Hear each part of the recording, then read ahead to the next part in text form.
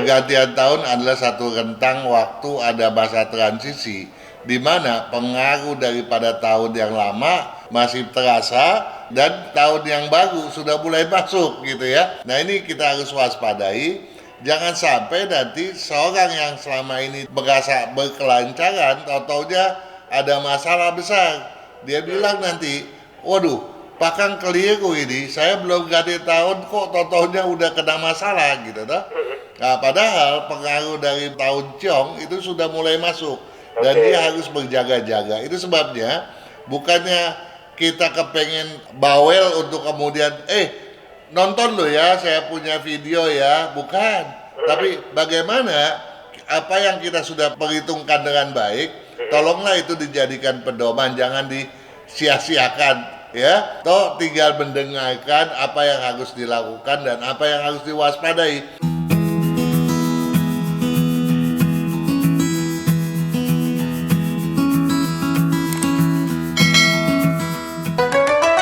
Penerapan Justra Bidang Musik. Selamat malam sahabat pendengar, bagaimana kabar Anda di malam hari ini?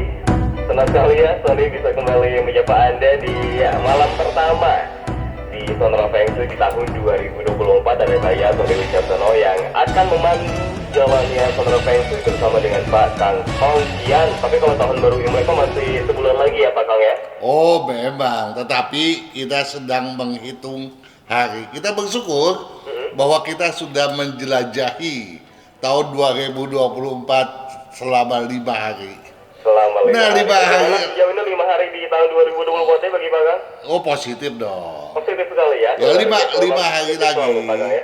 5 hari lagi itu ada pergantian bulan. Dari bulan terakhir Imlek, berarti ya. bulan Imlek yang ke-11 menjadi yang ke-12. Menjadi kedua. Ada kiatnya tuh. Ada apa aja tuh kiatnya Pak Kang? Untuk menguasai itu. Kenapa ada kiatnya? Karena kata kuncinya kiat asalan, buntukan potensi berkepanjangan. Jadi kita mesti cari kiat yang jangan asalan. Karena apa? Karena di bulan penghujung tahun ini kan penghujung tahun kelinci nih. Iya. Boleh dibilang kan era transisi. Betul. Bakal banyak orang yang gampang tersinggung. Nah, logikanya pun nggak mau dia pakai gitu ya, malas gitu ya.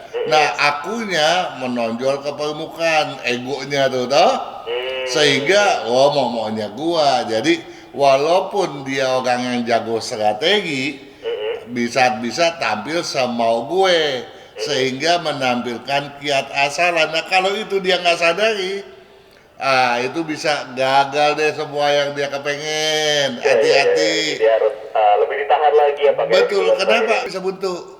Karena kita harus tahu, naga itu kan sosok yang berkarisma, berwibawa, tegas. Dia akan muncul pada 10 Februari tahun 2024. Nah, ketika dia muncul kali ini, akunya memang besar, seolah-olah berada di atas angin.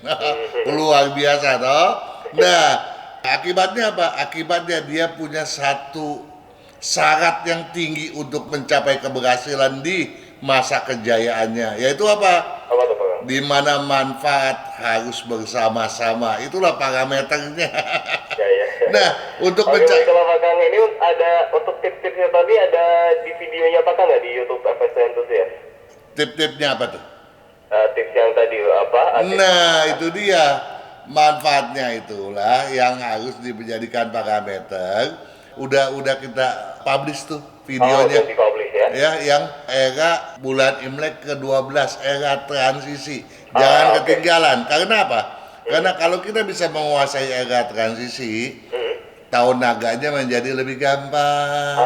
Oke. Ini justru bisa menjadi apa namanya kunci penting ya untuk bisa menyambut tahun baru dengan baik juga Pak Kang. Betul, kan kita selalu hadir demi menggampangkan hal-hal yang susah. Betul juga ya Pak Kang.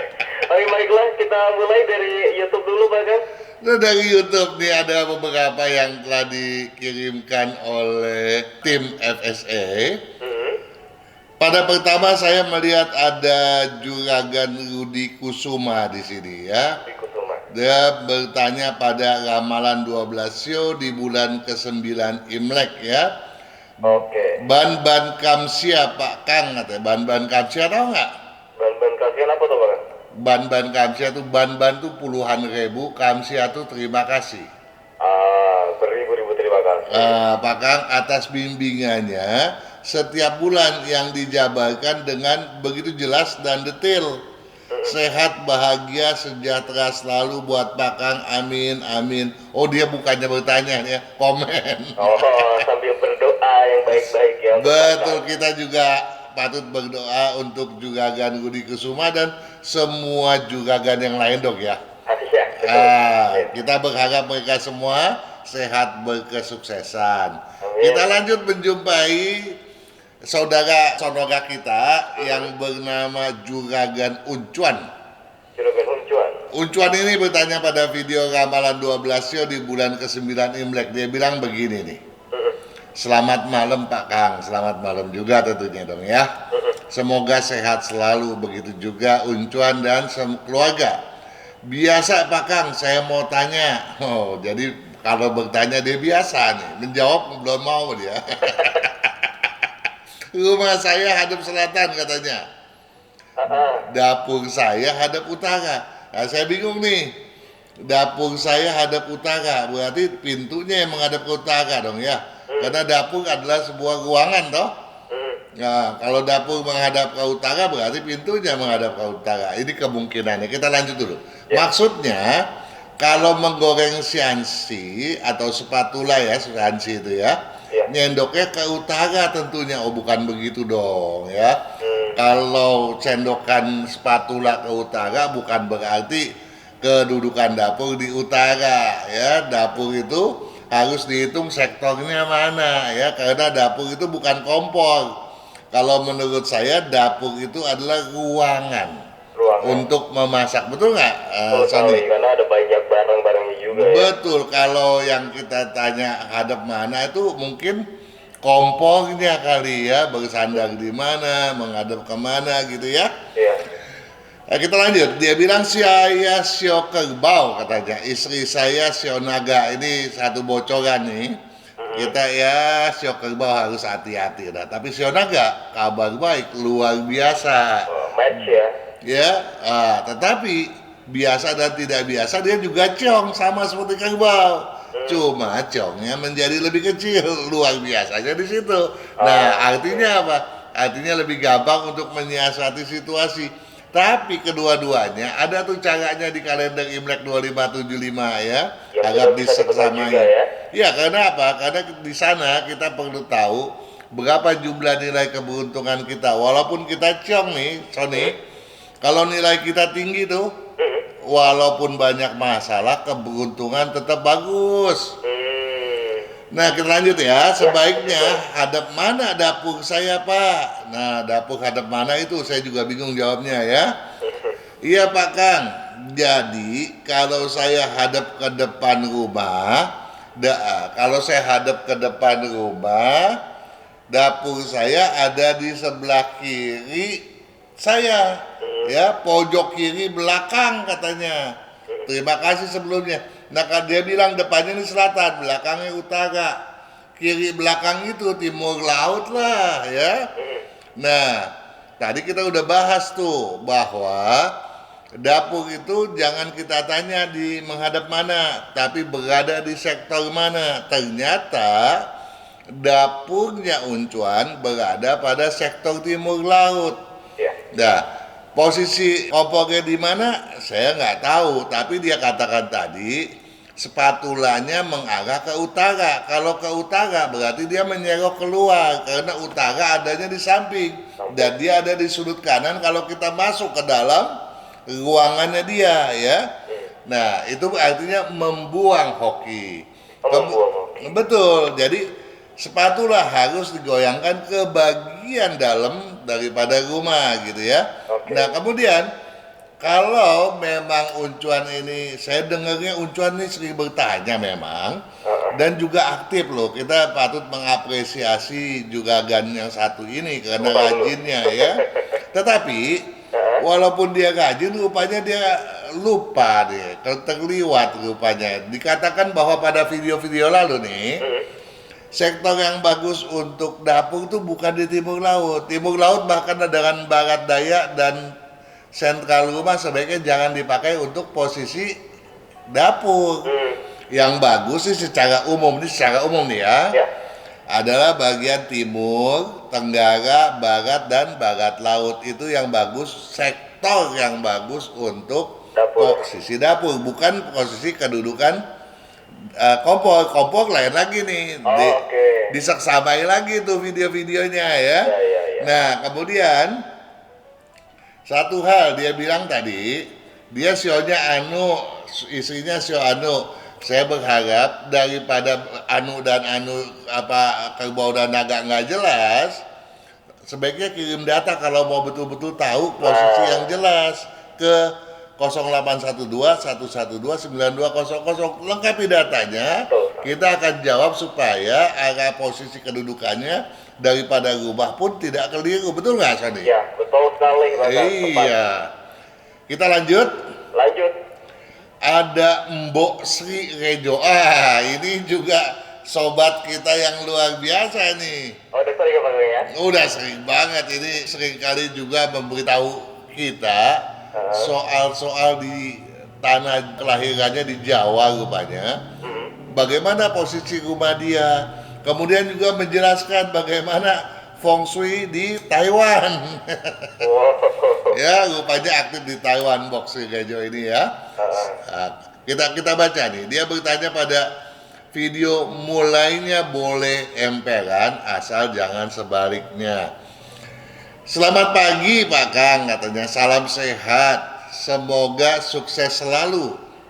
Hadir untuk bertanya Pak Kang, kalau rumah membelakangi jalan menurut feng shui bagus enggak Pak? Bagus nggak tuh? Membelakangi jalan? Rumah membelakangi jalan. Bagus dong Pak Kang.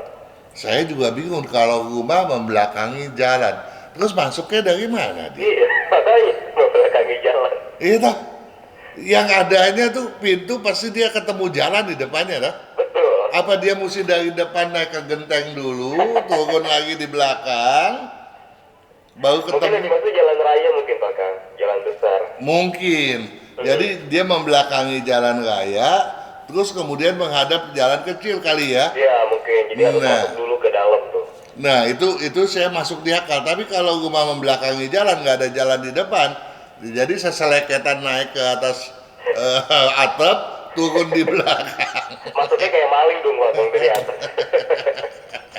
Nah, saya lanjut. Saya di Taiwan katanya.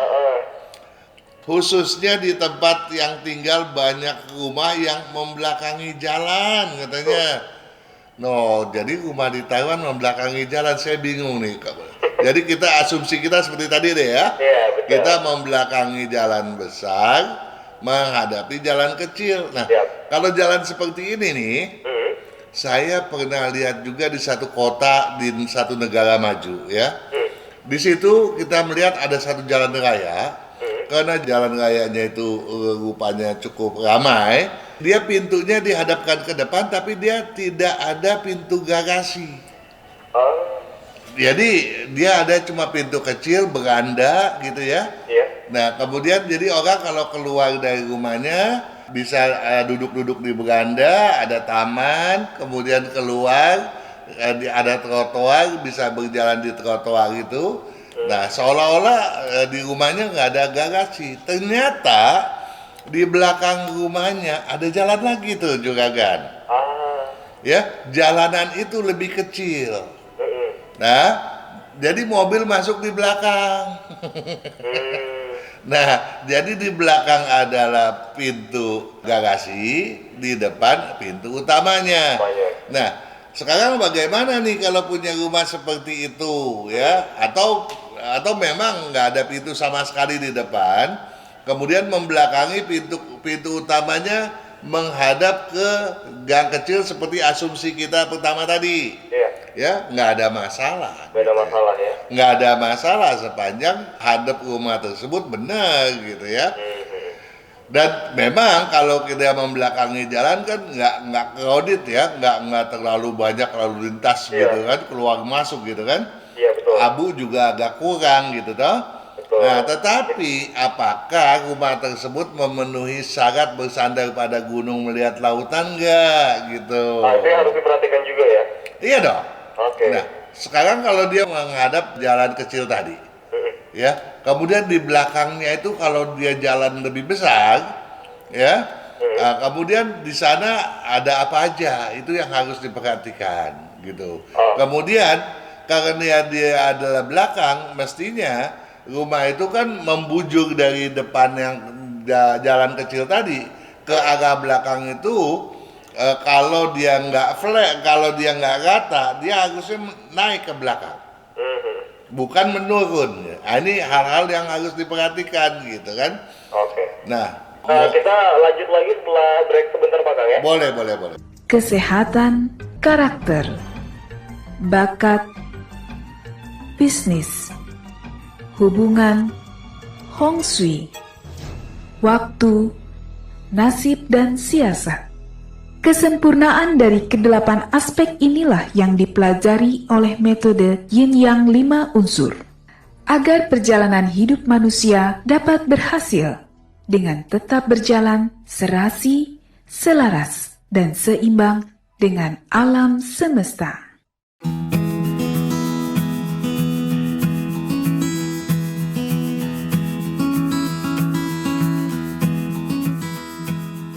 Baik, kita lanjutkan kebersamaan kita dengan Pak Kang Hongkian dalam Sonora Feng Shui. Pak Kang, bisa kita lanjutkan kembali di YouTube-nya?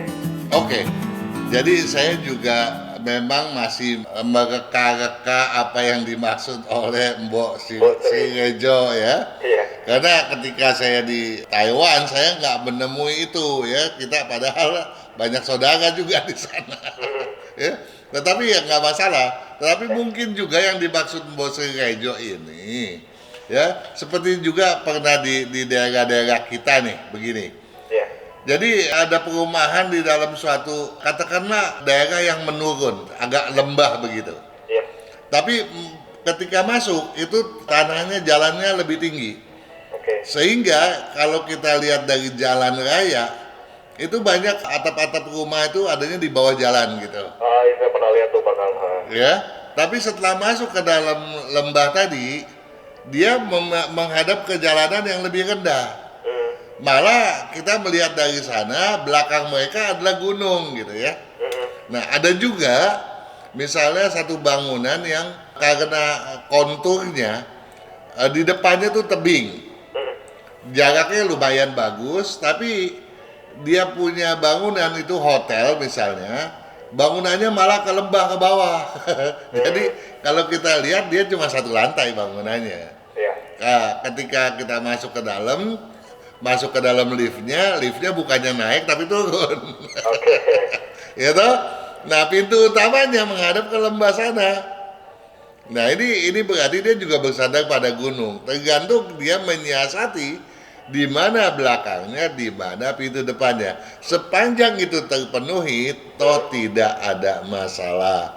Oke. Kemudian penataan dalamnya pun haruslah sesuai. Tapi walau bagaimanapun terima kasih banyak kepada Mbok Sri Rejo yang menyampaikan pertanyaan seperti ini yang berbeda daripada yang lain. Menarik sekali ya. Menarik ya. Kita lanjut ya. Mudah-mudahan apa yang kita bahas dipahami oleh Mbok Sri Rejo. Nah, ada Mimi Boru ya bertanya pada video masak dan cuci jangan berhadapan. Selamat malam Pak Kang. Pak Kang bilang nggak boleh pindah rumah saat ciong. Oh iya dong, saat ciong jangan pindah rumah, nanti nggak bagus ya. Tapi dia bilang mau pindah tempat usaha di saat ciong boleh nggak? Ya sama juga dong. Ya, pindah tempat usaha pun sebaiknya jangan ya. Jangan ya. Sebab dia bilang tahun depan itu saya ciong. Sewa tempat usaha saya jatuh tempo dan tidak disewakan lagi.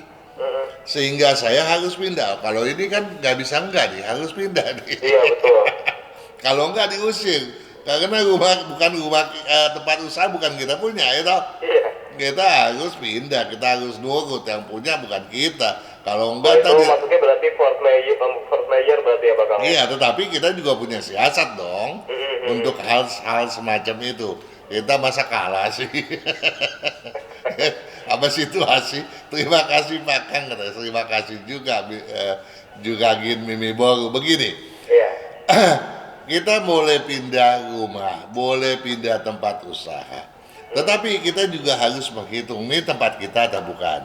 Kalau bukan, ya lebih aman gitu. Kalau tempat kita itu namanya maksa gitu toh. Iya. Tapi kalau tempat kita ini harusnya pindah nih, nggak boleh nih. Gua mau pakai tempatnya, lu harus pindah. Kalau enggak, ya kita ribut deh. Nah, kita susah, jangan daripada ribut, nggak bagus toh. Iya, betul. Mendingan kita angkat kaki. Bagaimana caranya? Nah, pada saat itu kita ciong. Kalau kita paksa pindah, kita sebaiknya jangan membeli, Menyewa lagi. nyewa lagi. Oke. Nyewanya jangan lama-lama, setahun juga. Oke, Sampai- untuk menunggu ciumnya habis ya. Nah, nanti kan tahun depan udah nggak ciong nih, kan Iya. habis lagi tuh, Mm-mm. pindah lagi dong. Kan pindahnya yang kemudian di tahun yang nggak ciong kan. Iya. Nah, jadi mudah-mudahan yang ciongnya tadi mungkin eksesnya masih ada, tapi kan juga akan berakhir pula nantinya gitu ya. Oke. Jadi Satu kita, lagi dilanjut Pak Kang. kenapa? Satu lagi dari YouTube. Oke, Bisa dilanjut, ini Pak memang ada satu lagi, tahu aja. Ya, Kenapa ya. saya? Ini dari Alyong nih. Alyong Kasimo dia bilang. Ya. Pada video kalau mau kaya jaga jalur rezeki Anda sendiri. Pak Kang, rumah saya 2 lantai dia bilang. Oh asik juga ya kalau 2 lantai loh. Lantai 2 mempunyai pintu depan yang sama besar dengan pintu depan lantai 1. Boleh nggak tuh? Gimana Pak Kang tadi? Lantai. Dia punya rumah 2 lantai. 2 lantai di bawah kan pasti di depan tuh ada pintu utama dong, nggak mungkin nggak ada dong. Dan biasanya pintu utama kalau untuk rumah yang keren tuh biasanya 2 pintu, ya atau 1 pintu nggak masalah lah. Yang penting kan cukup besar. Di atasnya ada pintu lagi yang sama besarnya persis di atas dia. Oh, Boleh nggak? nggak boleh Pak Kang karena ada 2 yang utama berarti. Mestinya seperti itu. Oke. Nah, dia langsung tanya bagaimana solusinya. Nah, memang kalau dia itu di atas pintu utama, estetika pun harus kita perhatikan dong ya, nggak Iya, boleh betul. sembarangan. Yang namanya estetika, misalnya lebar pintu kosongannya 216 cm nih, atau 89 cm. Yang di bawah seperti itu, yang di atas juga harus sama. Kalau yang di bawah lebih besar, di atas lebih kecil, memang jelek kelihatannya, kan aneh dong. Iya benar. Ya. Nah, yang kita bedakan adalah ketinggiannya. Oke. Misalnya- Jadi secara lebar sebenarnya nggak kenapa-napa ya kalau sama ya. Nggak apa-apa. Nah, Oke. tingginya misalnya yang satunya 2 meter 52 atau 55, yang bawahnya 2 meter 35 atau 2 meter 16 gitu kan. Iya. Nah, jadi itu oke. Tapi kalaupun ternyata sama persis, untuk kedua pintu di depan tadi gangguannya nggak akan banyak, nggak perlu dirisaukan oleh Juragan Alyong ya. Oh, oke. Nah, dia bilang begini, pintu bawah sering dibuka, pintu atas jarang dibuka, keluar masuk melalui pintu samping. Ini masalah lagi nih. Berarti Ya. kedua tamunya bukan di situ berarti. Betul. Ya, jadi sebaiknya pintu utama yang kalau kita udah siasati dengan benar, dialah posisi terbaik untuk sebuah pintu utama. Ya kita jangan kemudian kalahkan oleh pintu samping dong. Iya, Nanti jangan pindah-pindah lagi udah di situ iya aja kita ya. berarti memutar posisi kedudukan tuh namanya. Iya. Ya. Sebaiknya juga Gan Alyong mempedulikan hal itu. Baik. Sudah berarti Pak Kang dari YouTube ya? Sudah.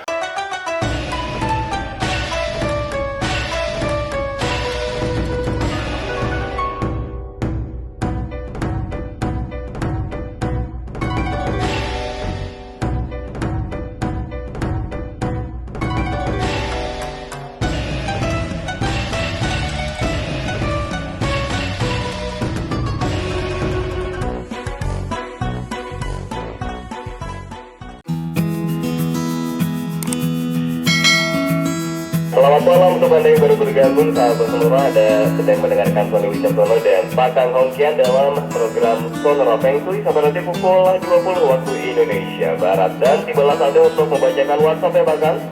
So pasti dong. Oke Pak Kang, kita menuju ke sahabat Sonora pertama. Ini mau pindah rumah nih. Namanya adalah Jo Siucuk, JOSIUCUK, perempuan. Jo Siucuk. Tanggal lahirnya 26 bulan 11 tahun 64. Tanggal 26 Bulan 11 tahun 64. bulan 11 tahun 64 ya. Jam 15.30. Jam 15.30. Kemudian anak pertamanya namanya SOEN, Son, HIM, SIONG, Son Him Siong. Son Soen Him Siong. Osun Sun Him Siong. Sun Him Siong.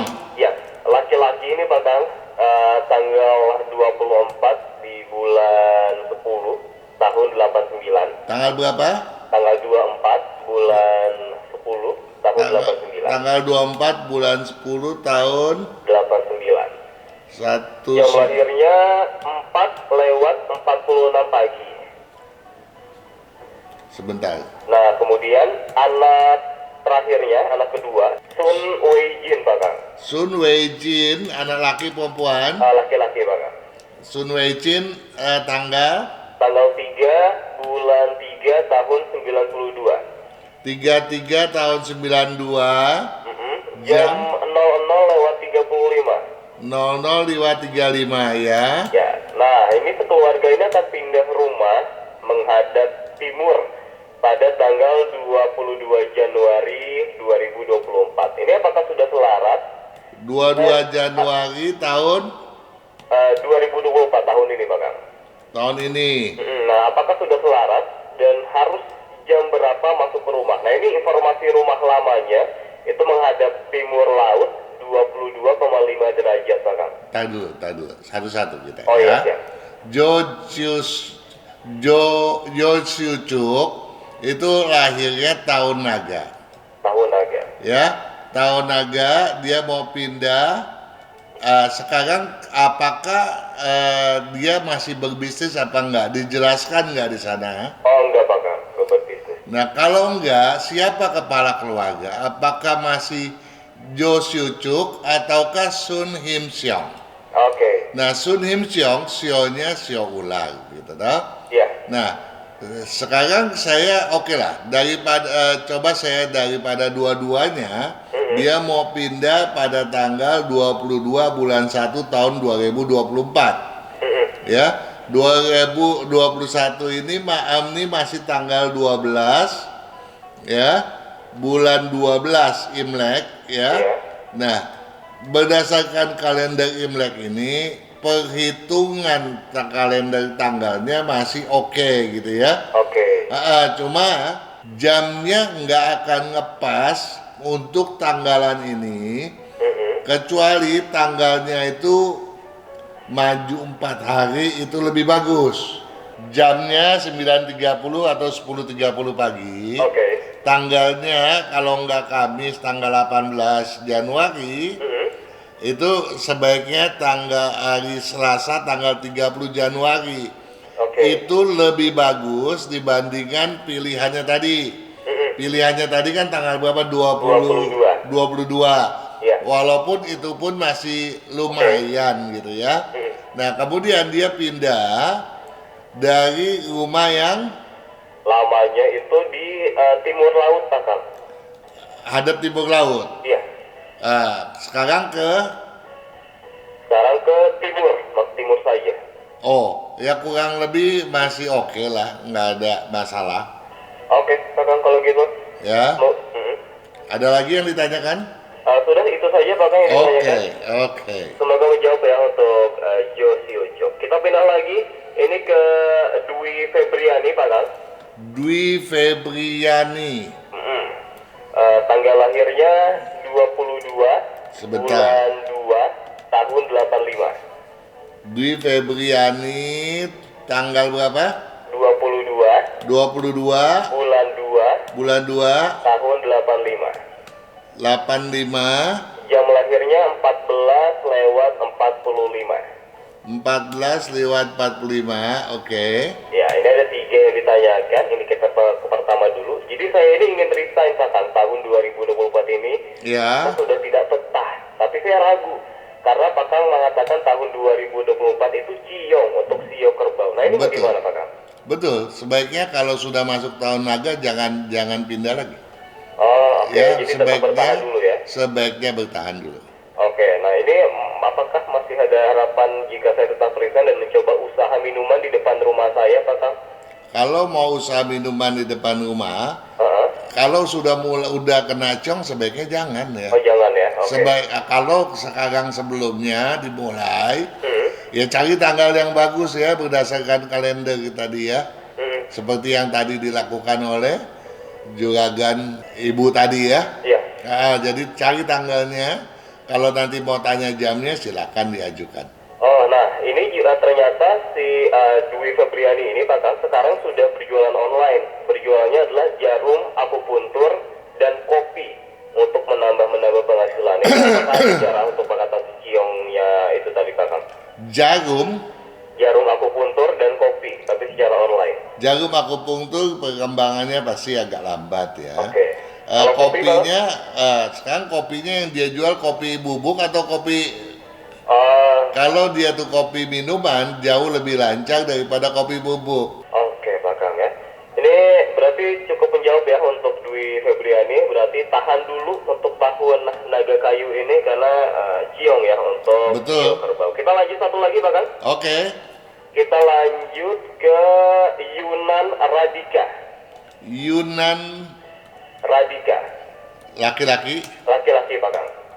Oke, Tanggal lahirnya 26 tanggal 26 bulan 8 bulan 8 tahun 2001. 2001, Jamnya 15:30.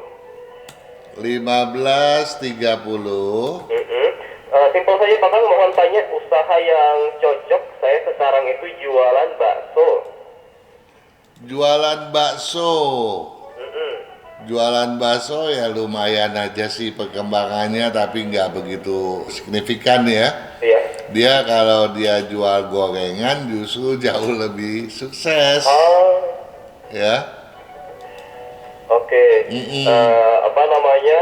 Kemudian kesehatan nih, Pak Kakang. Dia bertanya juga. Kesehatan ya, satu hal ya, dia mesti jaga levernya. Mesti jaga livernya. Ya? Kenapa harus jaga lever? Karena ketika dia lahir, dia sudah kuning ya. Kalau dia bisa tanya orang tua ya, orang tua masih ingat ya.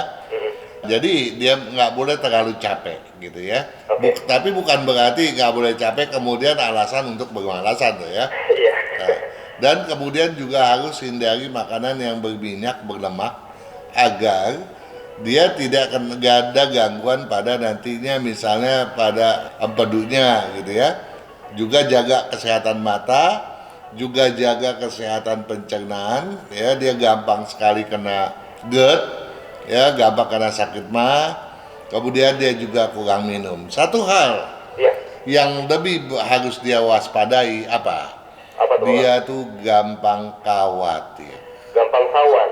Enggak, dia orangnya keras kepala dan gampang khawatir, khawatir. Oke. Kalau dia gampang khawatir, tentu saja kan berarti dia gampang stres. Oke. Nah, ini penyakit lebih bahaya lagi. Iya. Ya, karena bisa menimbulkan berbagai penyakit yang aneh. Kata larinya udah ke mental ya, Pak. Ya, jadi tolong bersikap tenang, jangan keras kepala, jangan mau memaksakan kehendak, dan jangan banyak kekhawatiran di dalam diri ya. Harus punya keyakinan yang kuat ya. Mendekatkan diri pada Tuhan ada bagus, supaya ada satu keyakinan pegangan, jangan jadi orang yang banyak kekhawatiran begitu. Oke, itu dia tadi pesan dari Pakang untuk Yunan Radika. Kita akan lanjutkan Pakang setelah break lagi ya. Oke.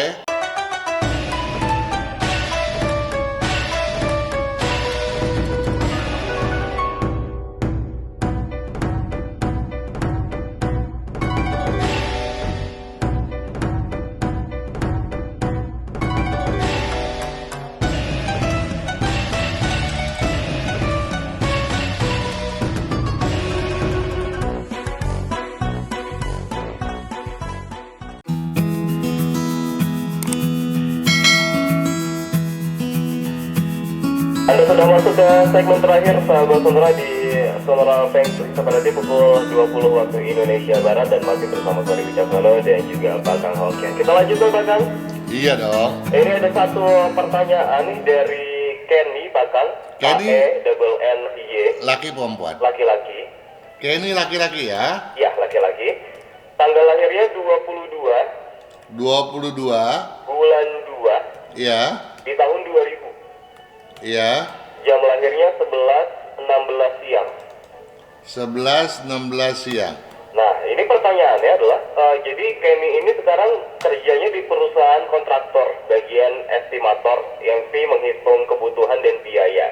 Nah, masa kontrak kerjanya itu selesai di bulan Maret 2024. Nah, itu kan tahunnya, berarti Kenny Kiong nih Pak Kang. Kalau memulai cari kerja baru setelah kontraknya selesai, itu bagaimana? Ya apa boleh buat kalau memang udah habis masa kontraknya toh? Jadi tadi ya, kalau sudah mentok ya berarti harus dipaksakan ya. Tetapi kalau nanti kan begini ya, ketika kita ciong, nggak semua saat itu memang adalah jelek.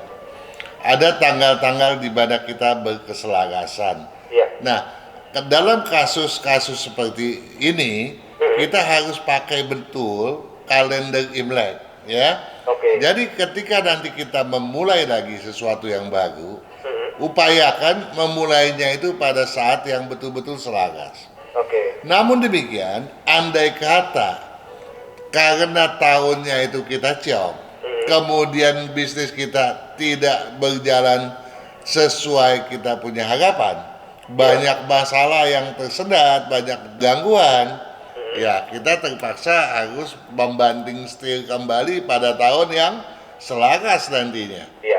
Tapi kalaupun nanti cari kerja baru di tahun Ciong itu kerjanya lancar, banyak perkembangan ya lanjutkan saja nggak apa-apa ya. Betul, berarti apa yang kita pakai sebagai tanggal selaras pada kalender itu memang betul-betul dia dapat yang selaras. Karena apa? Karena kita memang mencari yang berkeselarasan. Pada umumnya dia berkeselarasan untuk sesuatu yang memang sudah bersifat reguler, yang berkesinambungan, berkelanjutan. Untuk yang baru biasanya nggak selancar apa yang kita harapkan. Namun kalau itu bisa klop juga, ya berarti kita lanjutkan begitu. Oke, nah ini sekaligus ngomongin soal kalender juga bisa dipesan ya Pak Kang ya di WhatsApp Sonora di 0812-112-9200. Silakan langsung kirimkan saja alamatnya begitu ya, nanti akan direspon oleh Betul sekali. Sonora. Baik, semoga menjawab untuk Kenny berarti itu saja ya Pak Kang ya. Iya. Oke, kita lanjutkan ini ke Yosefat Jimmy. Siapa? Ejaannya YOSE YOSE PHAT PHAT JIMM JIMM Y. Ya, ini laki-laki di tanggal 10 bulan 1 Tanggal 10 bulan 1 tahun 2003. tahun 2003. Jamnya jam 4 pagi, Pak Kang. Jam 4 pagi. Ya, pendidikannya Yosefat ini sekarang HI atau hubungan internasional. Ini cocok atau enggak nih, Pak Kang? Hubungan internasional lumayan aja sih ya, cocok sekali enggak ya.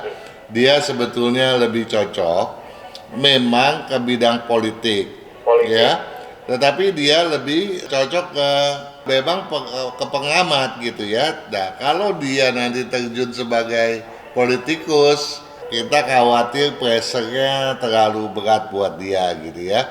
Oke. Sebab dia sendiri gampang tersinggung gitu toh. Nah, ini adalah satu beban. Tetapi kalau kemudian dia itu berorientasi kepada satu kemajuan bisnis, alangkah bagusnya kalau dia bergerak di bidang berunsur api dan air ya, atau api logam gitu ya. Nah, kemajuannya justru akan jauh lebih signifikan gitu ya. Oke. Ini termasuk kalau dia mau kerja ikut orang juga sama bidangnya, Pak. Sama aja ya, tetapi kalau ikut orang kan berarti dia tergantung pada orang lain. Kalau orang lain itu cocok, mungkin dia akan kebagian lebih baik. Tapi kalau Kalau kemudian nanti yang dia lebih cocok dan kemudian banyak diserahi tugas, ya tentu dia akan lebih membawa perusahaan itu ke arah yang jauh lebih baik gitu ya. Ya. Nah, tetapi ya satu hal, dia tuh berarti bekerja untuk kepentingan orang lain yang kurang cocok di bidang tersebut gitu toh. Oke. Jadi sebaiknya dia berbisnis sendiri. Cuma saja memang tadi seperti tadi saya katakan gitu kan, Iya. jangan gampang tersinggung dan sebaiknya juga mempunyai satu tekad ambisi yang jelas, tujuannya harus jelas. Ya, kalau dia bisa mencapai hal itu, dia nggak usah pusing lah, dia pasti jadi orang yang berhasil kok. Amin. Oke. Jadi kita lanjut lagi Pak Kang ya. Oke, Kita lanjut ke Desi dan Bernard. Desi DESSY, ya, wanita di tanggal 22 bulan 1 ya, tahun 96. ya. Jam lahirnya jam 6 sore Pak Kang. Jam 6 sore, Nah, satu lagi 18, ini Bernard, BERNAD, BER, NAD, NAD, Bernard, ya, 8 Oktober, 8 bulan 10, ya, tahun 96 juga, ya, jam 9 malam. jam 21. Nah, ini dua-duanya ini rupanya mau lanjut sekolah S2 nih Pak Kang. Nah, cocoknya untuk jurusan apa masing-masing? Dua-duanya mau ke S2, dia nggak kasih tahu S1-nya di bidang apa, Ah, iya benar. ya. Dua-duanya cocok di bidang teknik gitu ya. Oke. Padahal Bernard juga cocok di bidang kedokteran bedah gitu, dokter gigi gitu ya. Dan Desi walaupun di bidang itu nggak terlalu cocok juga lumayan cocok. Tapi kan kita nggak tahu S1-nya di bidang apa gitu toh. Iya betul. Kan kalau disaraninnya ke dokter, kalau IPS kan lain cerita ya. Betul juga. Iya. Dia tanya juga soal kesehatan nih Pak Kang. Kesehatan sebetulnya nggak ada masalah, yang jadi masalah cuma lambungnya aja yang kurang ya. Itu aja yang patut dijaga dan kurangi makan asin, itu aja. Oke. Dan terakhir nih, warna yang cocok kalau berbisnis ini cocoknya warna apa? Oh berarti nanya bisnisnya bidang apa juga ya berarti ya? Enggak, jadi kalau dia mau pakai baju warna apa, yang penting jangan pakai baju warna hitam, abu-abu, biru. Yang lainnya silakan, boleh. Oke. Nah kalau bisnisnya berarti bidang apa yang cocok Pak Kang? Di bidang berunsur logam, api logam atau tanah logam. Oke, logam atau tanah logam ya. Oke, semoga menjawab untuk Desi dan juga Bernard. Ini kita ke satu pertanyaan terakhir ya Pak Kang. Oke, Satu pertanyaan terakhir ini akan saya berikan sebentar. Ini lumayan banyak, jadi saya agak bingung. Ini kita mau ke ini saja ya. Kita ke Goyohok Pak Kang. go, Ejaannya Go ya, Yoe YOE, H apa? go you hop. Iya.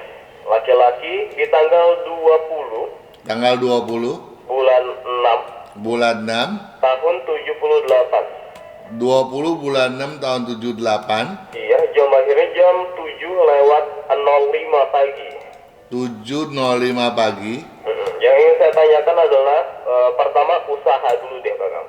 Usaha banyak deh pilihannya. Oh banyak ya? Ya, ada api, ada kayu, ada air, atau campuran daripada kedua atau ketiga elemen tersebut tadi. Oke. Kemudian kalau kesehatan Pak Kang? Kesehatan dia levelnya sedikit kurang bagus ya, tetap yang penting dia harus banyak minum, dia agak males minum gitu ya. Namun demikian yang paling harus diwaspadai adalah satu, dia terlalu banyak makan daging dan bakar-bakaran ya. Yang kedua, dia terlalu doyan sama manis ya. Jadi manis-manisan, bakmi itu tolong dikurangi ya, dan juga hindari angin ya, dia nggak tahan angin, juga tulangnya nggak bagus ya. Di usia sekarang mungkin nggak begitu terlalu terasa, tapi gejalanya mungkin ya. Dan juga hati-hati gampang kena asma, gangguan pada pernapasan, itu aja. Satu lagi ini warna baju ini Pak Kang yang harus sering dipakai. Baju warna putih dan hijau.